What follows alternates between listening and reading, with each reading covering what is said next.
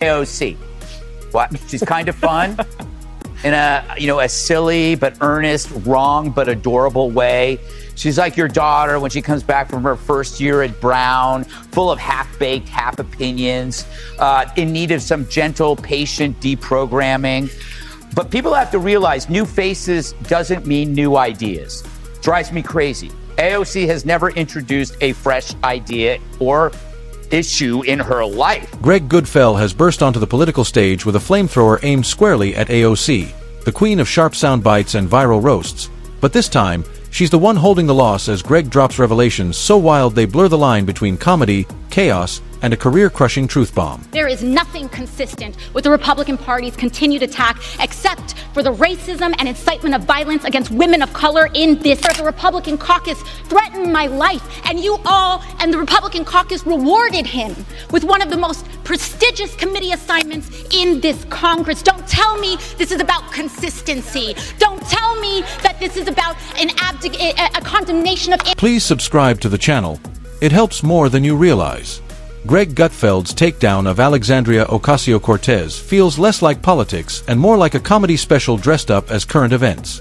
After all, if you've ever seen AOC in action, you know she plays Congress's self-crowned Marvel superhero, cape optional, Instagram filter mandatory. It's along with Bernie is because she's like an 80-year-old leftist in a used bookstore. I mean, she may look fresh, but she's as stale as an abandoned futon on the street. It's like I listened to her, I go, I heard that at Berkeley in 1983. So their problem is, and the reason why they don't have any ideas is they operate on half opinions. Like, what if we get rid of cash bail? Oh, let's do it. What happens? You have repeat criminals wreaking havoc. What if we have sanctuary cities? Hey, let's do it. What happens? You have rapists and killers, finding sanctuary, safe haven.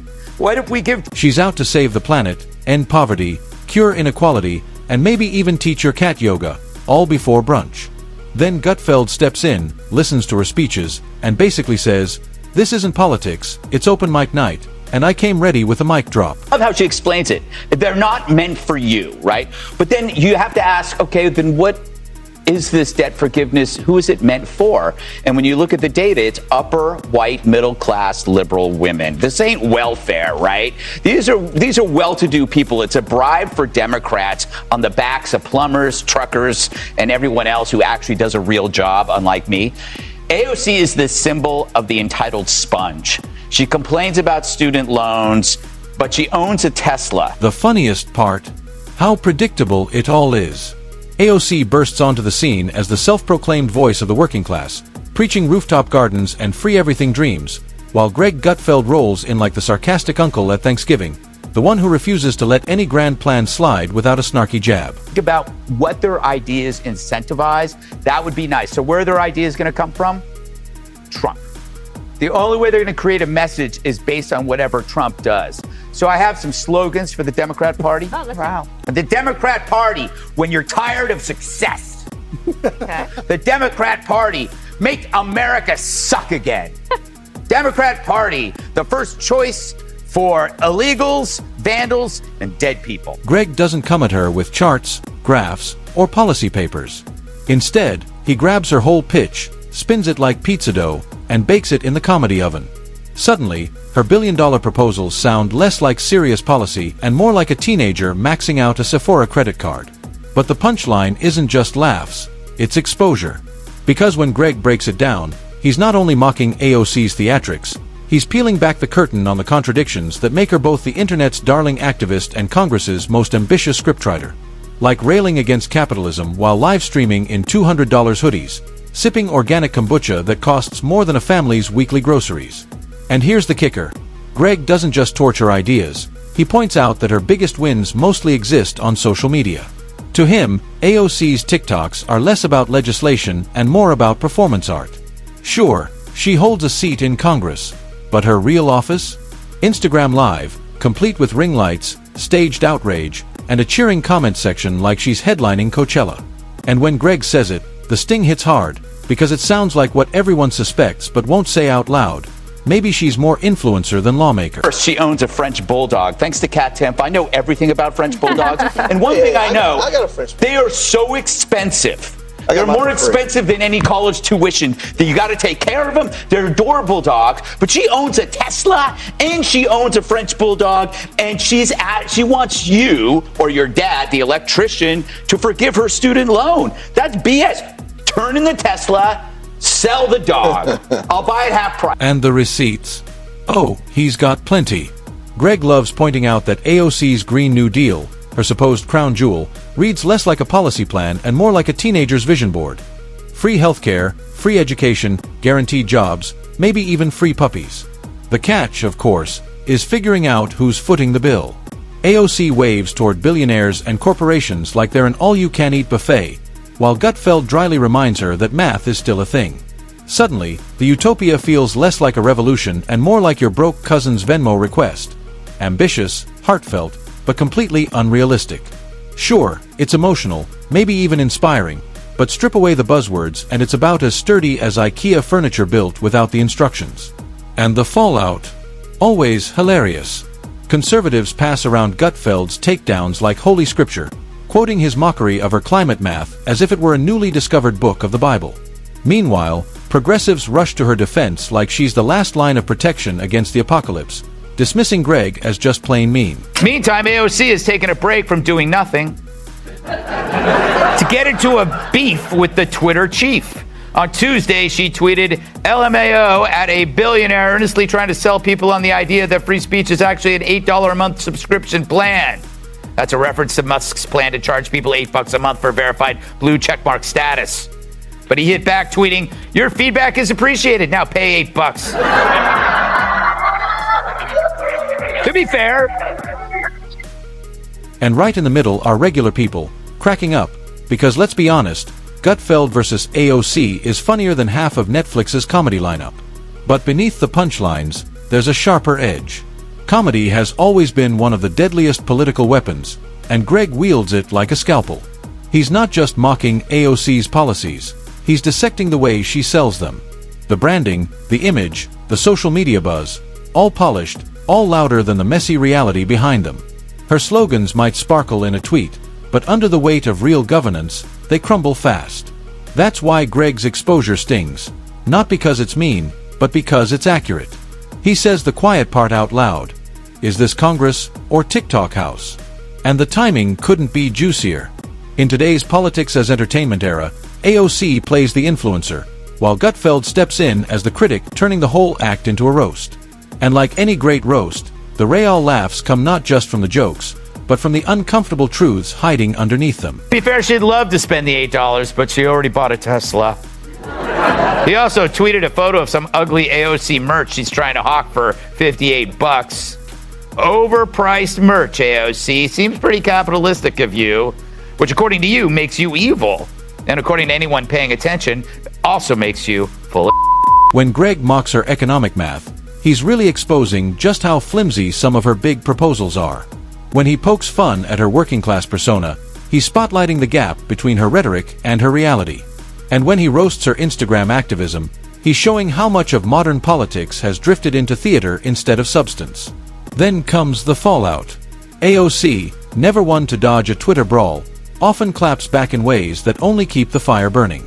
Whether she doubles down or shifts into moral outrage, her responses tend to extend the story instead of ending it, which just hands Greg more material. It's a loop that never ends. AOC makes a statement, Greg mocks it, she fires back, Greg mocks the comeback. Political ping-pong, and the crowd never stops laughing. But the bigger takeaway is clear. Politics isn't about catchy slogans, it's about workable solutions. And if you can't show how to pay for your utopia, maybe it's not really a utopia at all. Maybe it's just a tweet. I mean, first of all, $80 per theater. I've made $80 in a theater, and there wasn't even a movie playing. Wow. What do you mean? I don't know. It's no surprise. Who would go see a movie that's the opposite of entertaining? There's nothing entertaining about that. Michael Moore's colonoscopy is more entertaining than that because there's probably more twists. But it does show you how great it is to be a progressive in a liberal biased culture. She really doesn't do her job, right? She makes movies, she goes to galas, she sits for glossy butt-kissing interviews in GQ and other women's mags. And that's why Greg's takedowns hit so hard. They're not just funny, They're clarifying. They slice through the emotional appeals and Instagram-ready speeches to expose the cracks beneath the surface. People love watching it because, deep down, they're tired of being sold fairy tales with no receipts. Greg just delivers the truth with a punchline attached. By the time the dust settles, AOC's brand might still stand. After all, she feeds on attention, good or bad. But once you've seen the act for what it is, you can't unsee it. That's the real exposure. Not one killer joke or single critique, but the slow unraveling of the illusion. Greg takes the glossy cover of AOC's image, peels it away, and shows the raw reality underneath. And when it sinks in that her influence leans more on performance than policy, the whole show suddenly feels a lot less convincing. Which, let's be honest, is equal parts hilarious and terrifying. It's funny, that's mean. You're right, mean. she's You're being mean. mean. But I'm fascinated they thought there was an audience for this outside of like Earth Justice or the Justice Democrats, because who really wanted to go and see this thing? And then tomorrow you'll have an article that we'll have to talk about, which is that kids all over America are having nightmares about climate change. Well, no wonder. Well, Jessica, what about the fact that the climate activists are very much, they're very much enthused about what they do. And if this is just one round of Greg versus AOC, imagine what's coming next. Politics isn't slowing down, and neither are the punchlines. Let's be real. Greg Gutfeld versus AOC isn't a one-off clash, it's an ongoing sitcom. Every time she posts, speaks, or even sighs too loudly on Capitol Hill, Greg is right there with a pen, ready to spin it into the joke of the night. At this point, it's less politics and more improv comedy with taxpayer funding. Take her obsession with being the voice of the working class. She casts herself as Rosie the Riveter 2.0, fists raised, promising to topple billionaires. It's the kind of performance that makes you laugh and cringe at the same time, like realizing your unused gym membership has been quietly draining your bank account for years. Then there's her climate crusader persona. To AOC, climate change isn't just an issue, it's a full-blown Marvel villain, looming, dramatic, unstoppable. Unless she's handed an Avengers-sized budget to defeat it. In her world, the Green New Deal is basically the Infinity Gauntlet. One snap, and poof, carbon emissions vanish, airplanes run on good vibes, and every building in America gets an HGTV-style makeover. AOC was on 60 Minutes last night. Quite a feat for a newcomer. Must be all her great new ideas. People are going to have to start paying their fair share in taxes. Once you get to like the tippy tops, on your $10 millionth dollar, sometimes you see tax rates as high as 60 or 70%. What an expression. Now, the real story isn't AOC's very old ideas. It's the media's gushy view of her. Even with her old ideas, she gets on 60 Minutes. The past is called the future, and you better love it. Gutfeld, of course, takes one look and says, "Nice dream, but how are we paying for it? Selling merch." Suddenly, the sweeping plan sounds less like legislation and more like a Kickstarter with stretch goals that include ending poverty and handing out free unicorns. Greg's genius is that he doesn't debate like a policy wonk. He ridicules like a comedian. He doesn't say, "The math doesn't work." He says, "This math looks like something scribbled on a cocktail napkin after 2 margaritas." He doesn't say, "This proposal lacks detail." He says, "This has about as much detail as a toddler's drawing of a house." That's why his takedowns go viral. They stick in your head like a punchline you can't forget. While her fans swoon, Greg just laughs and tosses more fuel on the comedy fire. It's like showing up to a water balloon fight only to realize the other guy brought a flamethrower. And the funniest part? Watching the media scramble, progressive outlets rushing in to defend her, insisting Greg is unfair, dismissive, or just plain mean. This delightful dancing video from last week, the media created a fake story that conservatives attacked her over this delightful trifle. Not really. In fact, the only stories written about the dance were by liberals using it to falsely smear the right. So the press creates a shield around her in which any criticism must be due to sexism or bigotry, when in fact it's in their heads and not ours. But this strategy works by preventing real criticism about her actual beliefs, which are retreads of horrible ideas from previous centuries. Socialism with a smile, fascism among friends, Venezuela meets vegan. Meanwhile, conservative outlets blast Greg's punchlines everywhere, practically turning them into bumper stickers. And the rest of us? We're just grabbing popcorn, watching the strangest buddy comedy play out. One plays the activist turned influencer, the other the sarcastic late-night uncle, and together they've built a show that's arguably more entertaining than anything Netflix has released in years. But here's the bigger question. What does it mean for politics? On one hand, AOC thrives on attention. Praise or criticism, it all feeds the brand. Every clapback, every meme, every viral moment cements her as a cultural icon. But once the illusion cracks, the magic fades. That's why these exchanges matter more than they seem. They're not just jokes, they're political reality checks dressed up as punchlines. They remind us that slogans aren't solutions, Instagram followers aren't legislation, and fiery speeches don't balance budgets. And maybe, just maybe, they remind AOC that being the star of the internet doesn't automatically make you the star of Congress. YouGov poll says AOC has 61% approval rating for Democrats, right? The highest of any Democrat unless they've been elected president. So if your new brand ambassador is going to be AOC, then I think it's more than just the messaging and the branding. So by now you heard that AOC, among others, were arrested last night. She truly is an American hero. It was brutal, taken out in cuffs. Well, technically, her shirt had cuffs. Maybe French cuffs, as she did surrender without fighting. But here's the twist. She's not going to stop. Because AOC without the drama, the flair, the Instagram lives, isn't really AOC. And Gutfeld won't stop either, because without her, half his material dries up.